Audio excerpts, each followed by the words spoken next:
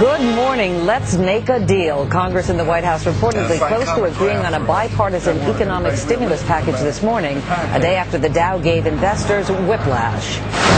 His final moments, a timeline of actor Heath Ledger's tragic death, including the frantic calls to his friend Mary-Kate Olsen. And is there life on Mars? The NASA photograph that has everyone talking today, Thursday, January 24th, 2008. From NBC News, this is Today with Matt Lauer and Meredith Vieira, live from Studio 1A in Rockefeller Plaza. And welcome to Today on this Thursday morning. I'm Meredith Vieira. And I'm Matt Lauer. It is 7:05, and once again, here's Matt. All right, Meredith, thank you. Now to the latest on the investigation into the untimely death of actor Heath Ledger. Our national correspondent Natalie Morales is outside the New York City apartment where his body was discovered on Tuesday. Natalie, good morning to you. And good morning to you, Matt. The New York City chief medical examiner performed the autopsy on Ledger's body on Wednesday. And while the preliminary results came back inconclusive, we are starting to learn more about the details surrounding his death. I'm not going to make any judgment until the medical examiner makes his final report. While not ruling out any possible causes of the 28-year-old's death, the investigation now focuses on the theory that an accidental overdose of prescription medication killed Heath Ledger. On Wednesday, authorities revealed several key clues that offer a snapshot of the actor's final moments. According to police and WNBC's Jonathan Dienst, around 12:30 p.m. Tuesday afternoon, a housekeeper arrived at the actor's apartment. At about 1 p.m., she went into his bedroom and heard him snoring.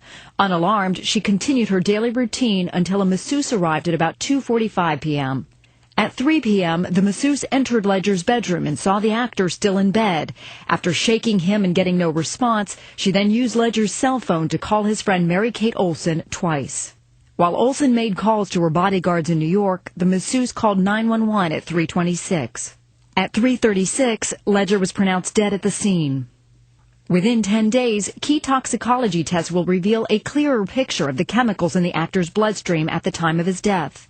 Bottles of prescription medications, including the anti-anxiety drug Xanax, Valium, and also sleeping pills, were found in Ledger's apartment. The medical examiners said today there was no criminality. Authorities stressed that no illegal drugs were found in the apartment, and tests on a widely reported rolled-up $20 bill came back negative.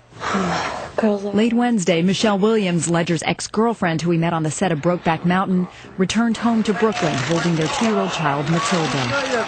Throughout the day, mourners gathered outside the fallen star's apartment. I just got a sympathy card for his family. I can't imagine what they must be feeling. Placing flowers, pictures, and handwritten cards to remember a life taken too soon.